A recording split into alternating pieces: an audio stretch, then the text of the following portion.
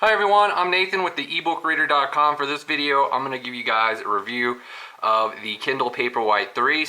I wanted to post an updated review for 2016 because I was looking back at the review when this device first came out this time last year, and Amazon has changed so much stuff that the review's really outdated. So let's go ahead and talk about the new features. I'll go ahead and just outline all the features on the Kindle Paperwhite 3, show you how it's different from the other Kindles. So let's go ahead and talk about the hardware first. So unlike the more expensive Kindle Oasis and Kindle Voyage, this Kindle, it has a recessed screen, as you can see right there. It has a capacitive screen. They all have that 300 pixel per inch screen, so it looks really good either way, either model you get. So this one, it's just the most economical choice as far as Kindles go, because it has the front light. It has the same features as the more expensive models. It just doesn't have like the page buttons and the stuff like that with the Oasis and the Kindle Voyage. So this is a look at the home screen. This is one of the changes that Amazon recently made. This has the home screen set like this by default, but you can go into the settings and change it to library view so it only views like this. If you'd rather have your home screen laid out like this, you can do that. You can go into the settings menu and change it over to this. So there are a couple different ways to view this view as well. So you've got the cover view, what we have right now, and you've also got the list view. So one difference with list view is it gives these dots right here that shows, it kind of represents how long the books are in relationship to each other. So this one would be the longest on the page, and you can get an idea right here with those dots. So the longer books have more dots, and it also shows you how much you've read, 33% right there.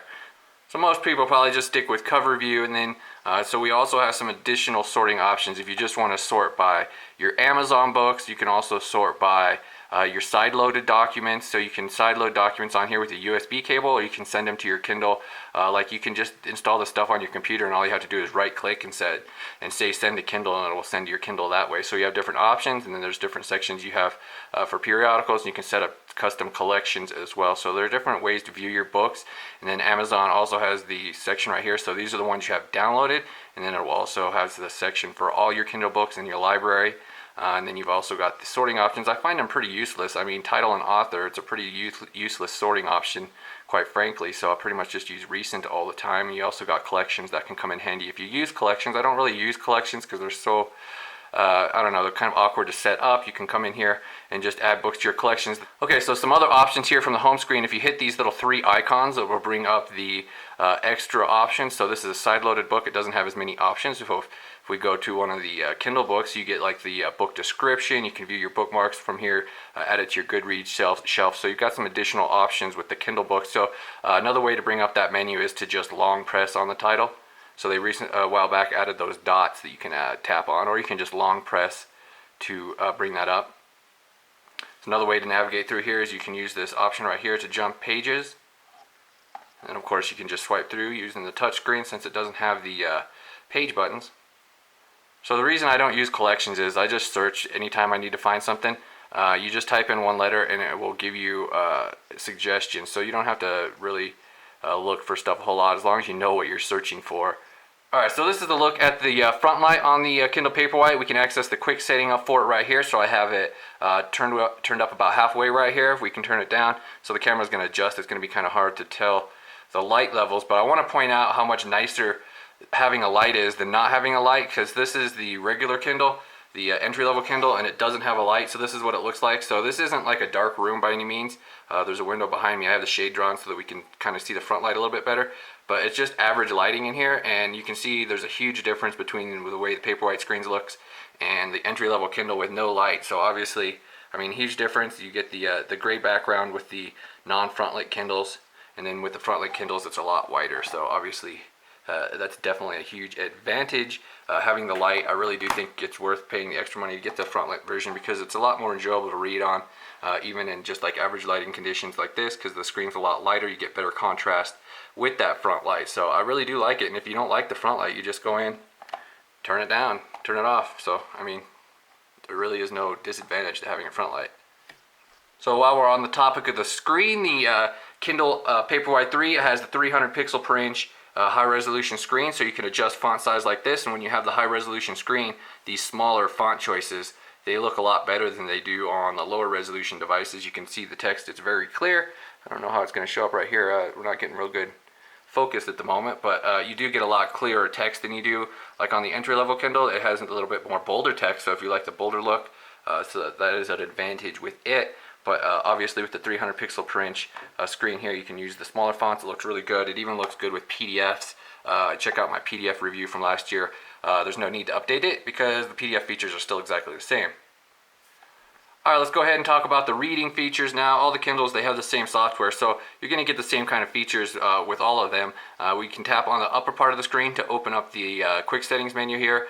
We've got the font adjustment menu right here. We've got a number of different font choices to choose from. I already uploaded a separate video recently showing all these different font choices and the different font sizes, so I'm not going to go into that right here. I'm just going to show you guys. We got the different options here. Bookerly is probably the most popular one. And then we got the huge font sizes. If you have some problems reading, they don't really, I don't know. I mean, you really need a bigger Kindle. I don't know why Amazon doesn't come out with a bigger Kindle for these, for people who need large font sizes. Because if you go to the largest font size, I don't know. That would be a pretty awkward way to read, constantly having to turn the page. But I think it would be pretty cool if we had like an 8-inch Paperwhite. But so far, Amazon doesn't think so. So we'll see what happens in the future.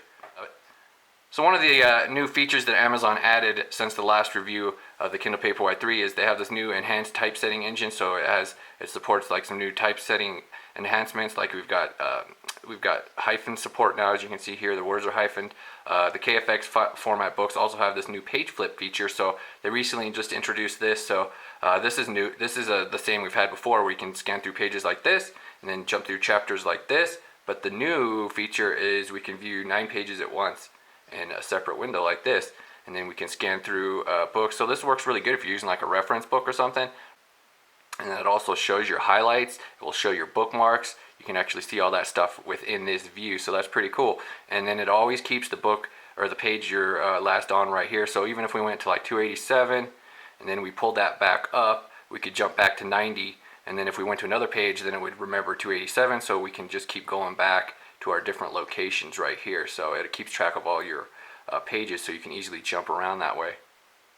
So we've got the usual features here. Just highlight words. You can pull and drag to highlight whole sections.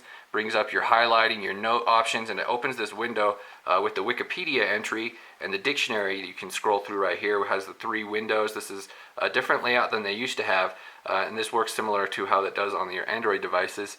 We've also got the translation dictionaries, or the translation option right here. It uses Bing Translator. You can have the words translated to these languages right here. There's several on the list. It's got the usual sharing options for social media and Goodreads. We can add text notes. So if we wanted to add text notes, you have to highlight something and you can tie a text note to it just by using the on-screen keyboard.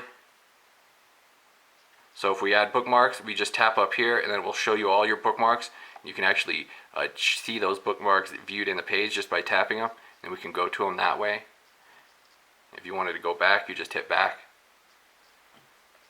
So another cool feature in here that I like using a lot is landscape mode. So over here on the second page of your font settings, we've also have the different spacing and margin settings over here. If you like to have a little bit wider spacing between your words, a little bit wider margin. So one thing I really like using, especially with PDFs, is landscape mode. It works quite well on these Kindles.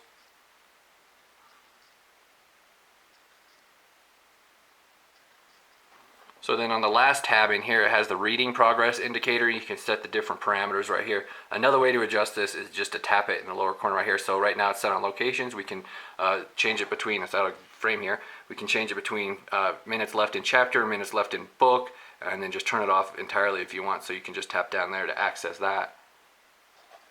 So we can run searches as well, and then it will bring up the search dialog where we can jump around.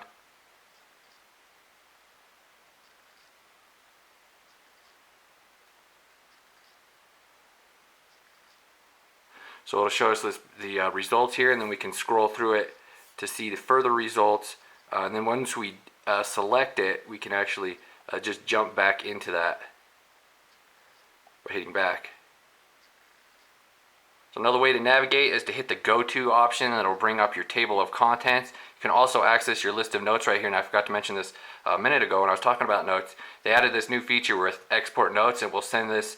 It'll send a PDF and a spreadsheet document to your email directly with these notes. So that's really cool, a feature that they recently added So with Kindles, you can sideload your own book. So this is a sideloaded book. That's why it doesn't have the image shown. Sometimes, I mean, you can get the image shown in certain ways. Like this one has the image. It kind of depends like on how it's converted. That was an EPUB converted to Mobi, and these ones are the more advanced. So you can actually convert books to the new KFX format as well. It doesn't always work reliably, but there's a Calibre plugin that does that. And then you can add the enhanced formatting features to your sideloaded books as well, and it also has that 9-page view. So you can get those features on sideloaded books if you use that Calibre plugin. And if you just add regular AZW books to your Kindle, which is the Amazon format, then it won't have that feature. Like this one is a regular formatted one here. It doesn't have that extra option here. It's grayed out, and it doesn't have like the hyphenation and stuff like that. So it depends on the formats, and there are different ways you can convert using the Calibre program. And so like if you're using magazines, the layout is different than we were just talking about with ebooks. So it just depends on the kind of content you're using. So like comics are another one that have a different layout. Like some comics have like this panel view that shows just the each panel of the comic. So it kind of depends on the content of that you're reading, that the features that are available. So like this has the different modes for viewing the table of contents and navigating this way. It's a little bit different than it is laid out on Kindle books. We can just jump over to the different sections right here, and then you can clip an article. So some books have some extra add-on features, so we can access them up here in the settings menu. So Wordwise, it's like a vocabulary tool that can help people learning a new language, or like kids learning new language. So with Wordwise active, it shows you brief definitions above some harder words, and then you can control how many definitions appear by using the slider right here. If you just want a few hints for the more hard words, then you can just hide it down there, or we can just put as many hints as you want right here. So that's kind of a cool little feature that you don't get on any other devices. That's basically just a Kindle feature. It does make the spacing a lot bigger, obviously, to fit those words in, but I could see that being very helpful for kids or for someone learning a new language, definitely. So Xray is another one of those features on Kindle devices. It's not available for all books, but it's available for most of them. You can use this to get some different info about your book. It will pull info from like Shelfari and Wikipedia, and then you can get some different information about the characters. So some of the other features on Kindles, you got the Goodreads integration. I don't use Goodreads personally, so I can't really give you a full review of this, but you can integrate your Kindle account with Goodreads, and you can keep track of stuff on your shelves and share with friends and stuff like that. There's also the experimental web browser, which I don't ever use because tablets exist now. But if you really want to use the browser on here, you got the option. I mean, you can search Wikipedia, you can search Google for something really quickly. So I mean, the browser is quite slow. As you can see, that's a really long time for Wikipedia to load. So I usually don't use it, but I mean, it is an option. If you want to have the experimental browser going here, then you can just fire it right up. You can also download books with the browser if they're in supported format, like the Mobi format. You can download those directly on your Kindle. So if you want to go to like a free ebook website, you could download Mobi files directly to your Kindle without having to sideload them with a computer or through Amazon. Kindle Free Time is another one of those features here. You can set it up for set up different profiles for kids, and so then you can set exactly what books you want them to have access to, and you can also view some reading stats and set reading goals for them as well. And of course, you've got the built-in Kindle store, so you can just buy different books on here. So this is the Wi-Fi model, and they also have a 3G model. I think it's $70 more. They call it free 3G, but obviously paying $70 more for the 3G. But once you have it, then it's free to use. But it only works with the Kindle store, and like Wikipedia, it does not work with the internet browser or the web browser like on the older Kindles used to. Alright guys, so I'm going to go ahead and wrap up this video right here. Check out the ebookreader.com for some additional information and for reviews of all the other Kindles. Thank you guys for watching, and you have a good day.